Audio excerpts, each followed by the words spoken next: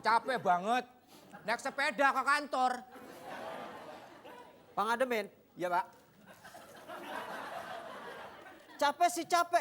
Air saya jangan diembat dong. Kang Adem ini naik sepeda ke kantor? Lah sih, Neng Jessica jangan bikin orang GR lah. Jadi nggak enak body. Lah saya naik sepeda ke kantor belum lama juga sih. Kalau dihitung-hitung mulai hari ini lah. Mulai hari ini dihitung. So, jadi berarti kamu ikut itu ya, mengikuti tren bike to work?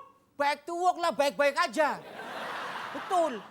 Lah jadi ya, yang namanya naik sepeda itu Pak, ternyata ada suka dukanya. Lah sukanya ya, pas kira-kira lagi berpapasan, wah saya suka balapan. Wah, balapan sama siapa Pak? Tukang somai. Iya. Tapi dukanya yaitu namanya mobil motor pada ugal-ugalan. Saya jadi jantungan Pak. Lah untung aja sepeda saya roda 3. Pangademen. Ini ngomong-ngomong, Pangademen ya, ngomong-ngomong. Ini dalam rangka apa kok bisa-bisanya ke kantor naik sepeda Pak? Lah ini, saya naik sepeda ke kantor dalam rangka protes kenaikan BBM.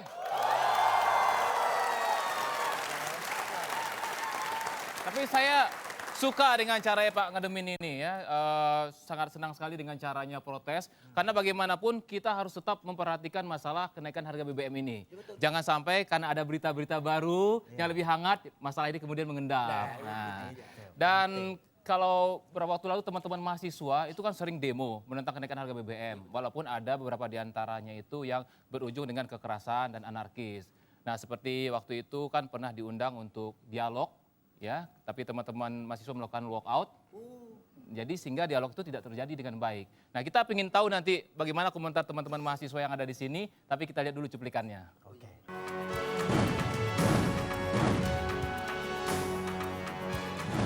Kasus UNAS itu ya, itu sesuai dengan apa namanya? Dia bertentangan dengan Protap Dalmas. Gitu. Jadi ini yang perlu kita lihat. Gitu. Kita ada mahasiswa di sini yang memang melakukan walkout. Kami persilahkan kalau Anda memang tidak ingin berdialog, Anda katakan tadi diundang oleh Bung Andi, oke, bicara dengan ada ratusan orang memang tidak bisa semua bicara, tapi jika Anda ingin keluar, tidak apa-apa, mahasiswa yang tetap ada di dalam, kami harap bisa untuk meneruskan dialog ini di dalam.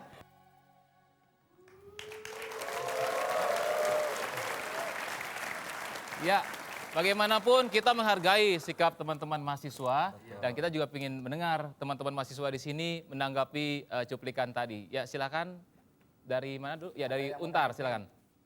Tanggapan kami adalah setiap mahasiswa ataupun mahasiswi seharusnya punya etika dan ada asas profesionalitas. Bagaimanapun kita adalah wakil-wakil rakyat nantinya. Bagaimana kita bisa bersikap demikian?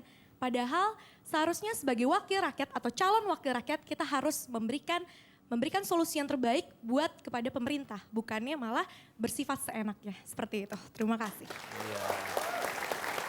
Melihat tadi yang dilakukan oleh aksi daripada mahasiswa dari UNAS, menurut saya itu sah-sah saja. Kenapa saya menyatakan demikian? Kita bisa melihat, sedangkan pemerintah yang berdiri pada jabatannya, jika mereka tidak diterima sesama instruksi dari mereka, bisa melakukan sebuah sikap anarkis. Bagaimana tidak, mahasiswa juga akan melakukan hal itu. Tetapi apa, memang benar, kita sebagai mahasiswa juga harus menjunjung yang dinamakan dengan etika.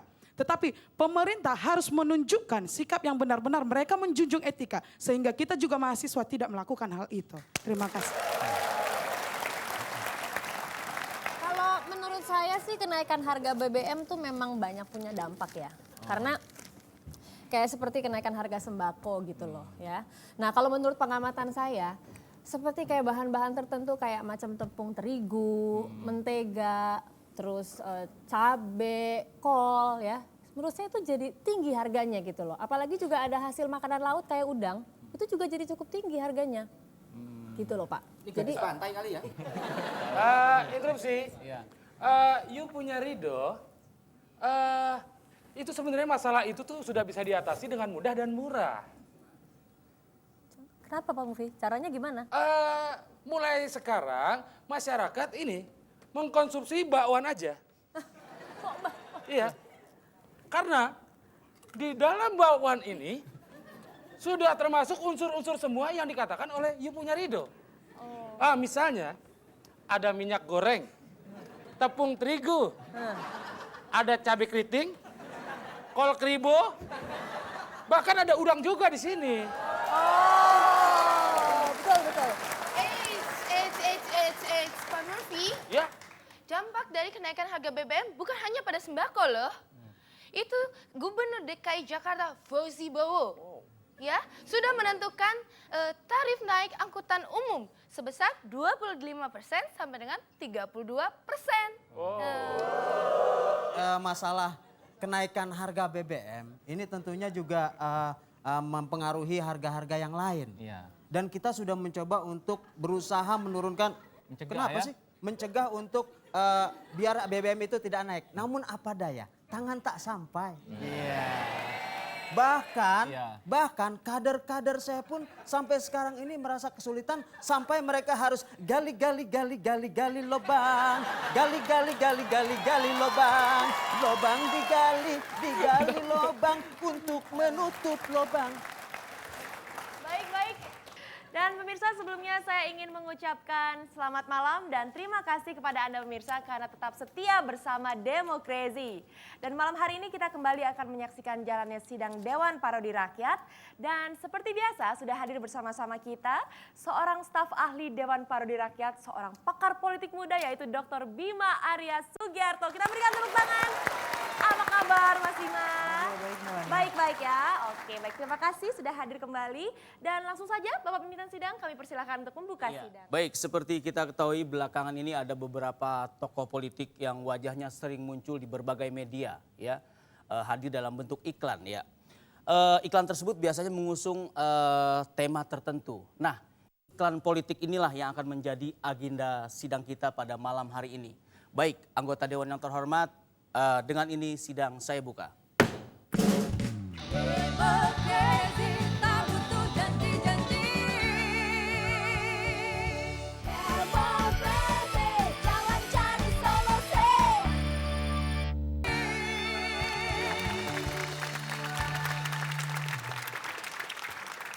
Kembali lagi di Demokrasi dan kita kembali akan menyaksikan jalannya sidang mengenai iklan politik. Tapi sebelumnya saya ingin memperkenalkan terlebih dahulu seorang tamu istimewa. Wah, beliau ini seorang konsultan politik yang sering sekali memberikan strategi-strategi politik kepada anggota Dewan Parodi Rakyat. Yaitu Bapak Renard Ngeseli dari Crazy Institute. Wah, kita berikan tepuk tangan. Pak Renald, selamat malam. Selamat malam. Terima kasih sudah hadir di Demokrasi ya Pak ya. Sudah. Iya, maksudnya terima kasih. Oh ya. Ya, oke. Nanti kita ngobrol-ngobrol ya Pak, tapi sebelumnya saya ingin memberikan kesempatan pada Pak Pimpinan Sidang untuk melanjutkan kembali. Iya, terima kasih Dek Melani ya. Tatapan Anda menyejukkan hati saya ya. Kalau tatapan saya Pak? Panas. Ya, anggota Dewan yang terhormat, baiklah kita masuk ke agenda sidang mengenai iklan politik ya. Seperti kita ketahui ada 3 tokoh politik yang sangat gencar melakukan iklan di berbagai media ya. Sebut saja ada Sutrisno Bahir, kemudian ada Wiranto dan Prabowo ya. Untuk itu sekarang kita akan mendengarkan terlebih dahulu analisis dari Saudara Bima selaku pakar politik dari Dewan Parodi Rakyat. Silakan. Saya kira kita nggak usah terlalu bingung dan heran kalau akhir-akhir ini kita melihat banyak sekali tokoh politik ini warawiri di media cetak maupun elektronik. Kenapa? Karena ya ini konsekuensi kita menganut sistem demokrasi liberal. Tokoh politik itu harus dikenal. Kalau nggak dikenal ya bagaimana? Kan sistemnya juga pemilihan langsung kan begitu ya. Nah tapi yang menarik adalah metode bagaimana yang paling efektif. Apakah lewat koran, lewat radio, pakai spanduk, pamflet gitu kan. Iklan TV itu kan mahal. Jadi untuk politisi dengan modal pas-pasan seperti Anda itu berat. Anda nggak bisa bersaing Pak Musle. Oh, maaf ya Pak Bima, saya tidak akan kehilangan akal. Kalau media tersebut bisa saya kalahkan. Saya suruh anak buah naik pohon paling tinggi, sebarin pamflet. Pamflet foto-foto saya itu lebih efektif Pak. Pak Renald Ngeseli, Anda ini kan seorang konsultan politik. Sebenarnya sih apa sih yang Anda lakukan kepada klien Anda nih sebagai seorang konsultan? Abu, jadi begini Mbak. Sebelum saya menjawab ini, tolong jawaban saya ini disimak. Oh iya. Baik-baik, jangan sampai ngantuk Pak. Iya. Itu kayak yang di belakang itu. Kalau ngantuk cuci muka dulu, Abu. You punya Renal, you tuh baru ya. Hah? Jangan berani-beraninya nuduh Ai ngatuk-ngatuk segala. Iya. Ini tren mata 2010.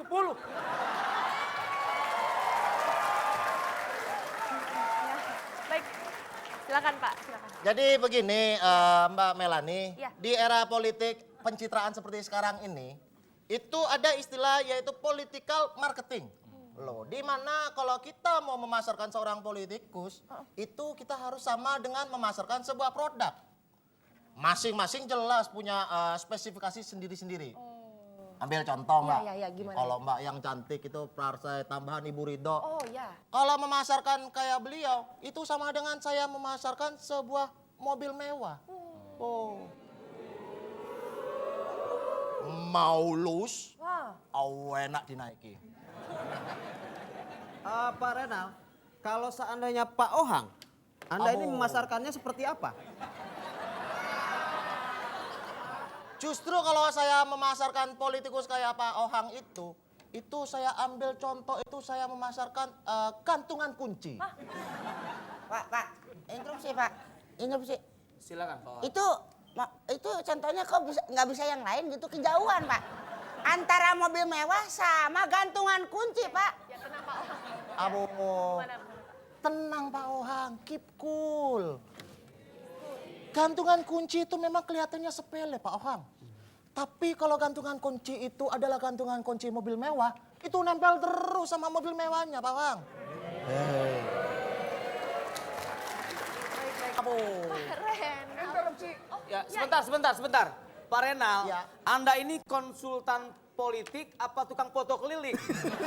Kok berbagai pose? Itu mau instruksi. Silakan. Saya mau interupsi. Ya, silakan.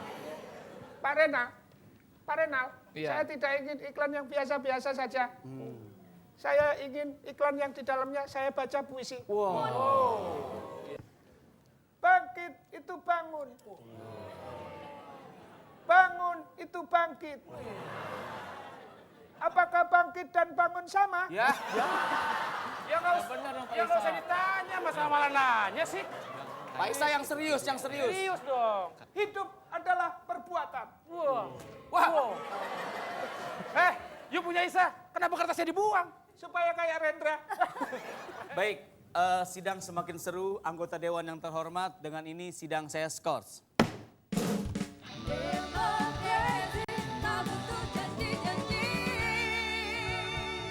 Demokrasi jangan cari solusi. Demokrasi jangan cari solusi.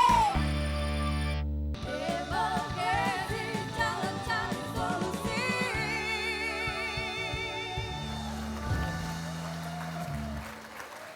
Pemirsa, terima kasih Anda tetap setia bersama kami di Demo Crazy. Dan pemirsa, kami sudah mencoba menghubungi dua tokoh politik yang belakangan ini iklan politiknya sering muncul di televisi, yaitu Bapak Prabowo dan juga Bapak Sutrisno Bachir. Namun karena kesibukan yang luar biasa padat, kedua tokoh tersebut tidak bisa hadir pada malam hari ini. Tapi tenang, jangan khawatir, masih ada satu tokoh yang walaupun sibuk luar biasa tapi tetap bisa menyempatkan diri untuk hadir di ruang sidang. Siapa lagi kalau bukan Wakil Presiden Ucup Klik. Kita berikan tepuk tangan. Wah, ini dia. Selamat malam. Ya. Pak, selamat malam Pak. Iya. Sibuk banget Pak ya? Ya, sorry, saya nggak bisa SMS. Ya, maklum tulisan saya jelek, jadi saya malu. Ya, oke. Maaf Pak, kalau boleh tahu terlalu akrab dengan siapa itu Pak telepon? Sinta Laura. Oh. Cinta Laura. Oh iya, betul. Jadi berarti kalau SMS Cinta Laura pasti bahasanya nyampur Pak ya, Inggris separuh, Indonesia separuh Ya, biasanya. sedikit gado-gado. Yang penting little-little lah. Pak Wapres, kita ini sedang ngomongin soal iklan politik. Ya, saya juga mau menyampaikan ini sekarang itu lagi rame, Mas. Iya, rame Ya, Pak. semuanya serba antri. Mm-mm. Iya kan? Beli bensin antri. Iya. Beli sembako antri. Ambil BLT antri. Iya. Malah ada yang mau protes. Saya bilang jangan protes. Besok itu protes juga antri, saya bilang gitu. Jadi harus hati-hati sekarang itu. Ya, sudah silakan. Iya. Gimana Pak Wapres soal iklan politik ini? Dulu Bapak waktu nyalon jadi Wapres juga beriklan nggak Maaf, di televisi? saya nggak nyalon, nanti disangka kaum cowok metroseksual. Saya nggak nyalon. Ya kan? Maksud saya waktu Bapak dulu mencalonkan Nah, diri. itu kalimatnya yang jelas. Kalau Iya. nyalon itu kesannya gimana gitu loh ya. Betul.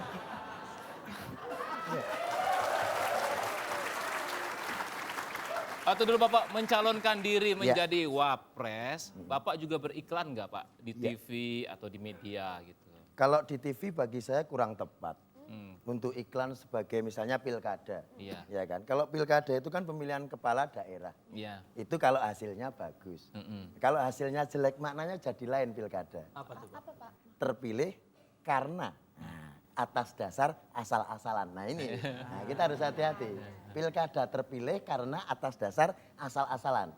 Makanya tidak tepat kalau di TV atau di televisi. Iya. Karena televisi itu memiliki makna dua suku kata. Iya. Tele artinya jauh. Jauh. Visi pandangan. Pandangan. Nah kalau kita iklan di televisi, pandangannya terlalu jauh malah kabur.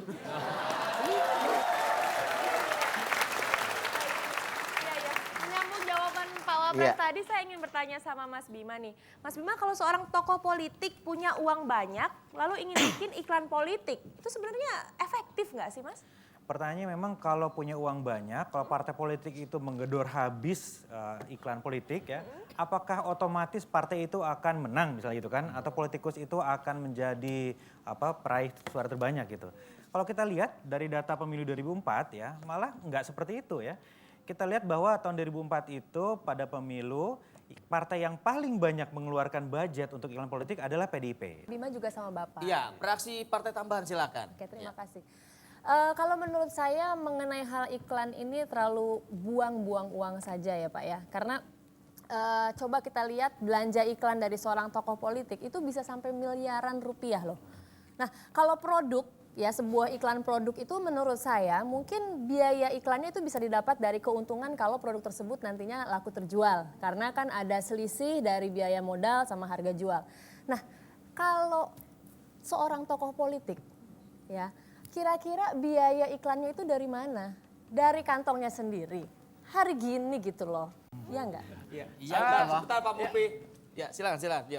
Setuju, you punya Ridho. You selain cantik, beautiful, you juga pintar, smart. Iya. Instruksi. Instruksi. Ya, Instruksi. Ngomongnya nggak jelas banget sih lah. Silakan. Instruksi. Same dengan Mbak Rido ya. Saya juga khawatir kalau seandainya biaya beriklan itu disebut investasi. Why? Soalnya dalam investasi kan ada istilah kata balik modal. Ya kan?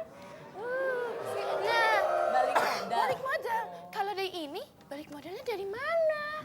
Jessica, you punya Jessica, you juga ternyata selain cantik, beautiful, you juga pintar, smart. Thank you.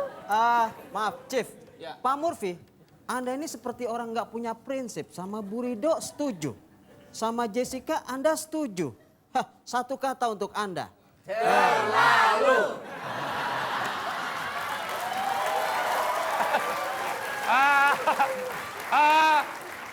You punya semua, bisa aja memuji I.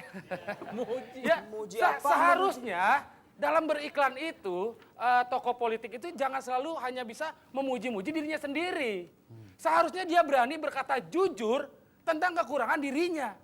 Jadi masyarakat itu bisa mendapatkan manfaat dari apa yang dia sampaikan dalam iklan itu. Ya walaupun itu ya kekurangan dirinya sendiri. Betul tidak? Interupsi. Boleh Pak? Ya, silakan. Buah mangga, buah kelapa, jangan hanya bicara. Bicara saja. Tolong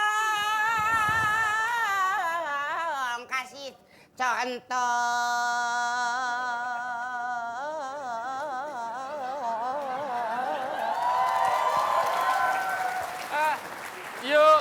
Bentar dulu. Ya. Oh belum selesai. Dong. Iya. Ohang. Mustinya dongnya digabung dong, masa terakhir. Interupsi. Silakan, fraksi kambing You hitam. punya ohang, saya bisa ambil sampelnya gampang aja. Contohnya kita ambil iklan kejujuran tentang you punya kehidupan Pak Ohang. Nanti kita buat you punya ohang di fotonya besar dalam keadaan tertawa lebar. Baru di situ kita tuliskan di bawahnya, Ya. wahai generasi muda, jangan terlalu banyak makan permen. Giginya habis. Ya. Saya menanya lagi pada Pak Wapres ini, Pak Wapres. Kalau menurut Pak Wapres tadi kan juga Mbak Rido ngasih contoh iklan produk dan iklan politik. Nah Bapak ngeliat nggak perbedaannya antara iklan produk dengan iklan politik? Ya jelas beda dong. Kalau iklan produk itu selalu inginnya nomor satu. Kecap nomor satu, sepatu nomor satu. Itu kalau iklan produk. Tapi kalau iklan politik tidak perlu milih nomor, nanti diurutkan sendiri. Jadi tidak perlu nomor satu. Tergantung siapa panitianya. Gitu Terus biasanya kalau iklan produk itu suka menyanjung produknya sendiri. Tapi kalau iklan politik itu suka menyanjung-nyanjung rakyat. Ngasih janji-janji tapi tanpa bukti. Karena janji yang pernah diutarakan tidak pernah pas. Dan biasanya janji-janji seorang politikus itu ibarat sebuah film. Kayak film yang berjudul Krokodil Janji. Nah ini harus, jadi nggak jelas. Dandy Pak. Dandy Pak. Nah, ya itu salah satu contoh. Jadi kita harus bisa cermat mau milih yang mana iklannya kan gitu. Mas Bima, kalau kita ngelihat kan ada 3 tokoh yang gencar berpolitik, itu Bapak Sutrisno Bachir, kemudian ada Pak Wiranto dan Pak Prabowo. Maksud saya ini tokoh-tokoh yang gencar kali iklan politiknya muncul. Kalau Pak Prabowo dan Pak Wiranto bisa kita bacalah ujungnya, karena mereka berdua kan pernah ikut konversi calon presiden Partai Golkar. Nah kemudian iklannya lebih pada untuk mengingatkan masyarakat, merimain aja bahwa ada tokoh yang bernama Wiranto dan Prabowo yang ujung-ujungnya pasti nyapres lah istilahnya. Nah kalau Pak Sutrisno Bachir ini saya nggak tahu arahnya kemana. Mungkin ada pengamat mengatakan ini baru tahap introducing, memperkenalkan diri. Karena Pak Sutrisno ini belum terlalu dikenal lah oleh masyarakat. Gimana Anda melihatnya? Ya. Jadi iklan politik itu ada 2 jenis. Yang pertama fokus pada image dan yang kedua adalah fokus pada isu. Ya. Di Amerika itu begitu juga ya, ada fokus pada image dan isu. Iklan Pak Wiranto dan Pak Prabowo itu fokus pada isu. Prabowo bicara mengenai pangan, Wiranto berbicara soal kemiskinan. Sedangkan iklan Pak Sutrisno Bachir ini fokus kepada image. Kenapa? Karena betul seperti kata Anda Mas Iwel, Pak Sutrisno Bachir ini tingkat awareness-nya di publik masih lebih rendah dibanding yang lain. Jadi perlu awareness kan begitu ya, sosialisasi. Nah jadi fokus pada image. Nah saya kira kalau segi keberhasilan, saya memandang bahwa cukup berhasil awareness-nya. Suka atau tidak suka dengan iklan itu, ini jadi perbincangan di mana-mana, hidup ada perbuatan kan begitu. Nah pertanyaannya adalah seterusnya bisa atau tidak iklan ini diarahkan kepada hal yang sifatnya isu. Karena publik kan ingin tahu juga setelah kenal, kemudian apa idenya dan bagaimana gagasannya. Dan apa yang diperbuat secara real di masyarakat, kira-kira begitu. Nah, saya mau interview dulu Pak Deh, bentar Pak ya. Iya silakan. Jadi menurut saya itu bagi politisi yang merasa belum populer, ya kan? Beriklan itu adalah menjadi salah satu alternatif untuk mensosialisasikan wajahnya kepada masyarakat. Ya itu kan? Namun kelemahan iklan tetap ada karena cuma durasi 30 detik. Nah, serius banget ya. Jadi dalam 30 detik itu orang nggak akan percaya apa yang dia ucapkan sama dengan apa yang sudah dilakukan. Seperti misalnya ya, Pak Ohang menjadi bintang iklan minuman kaleng. Nggak akan percaya orang. Lah sehari-harinya aja minum air sumur. Baik anggota Dewan yang terhormat, dengan ini sidang saya skors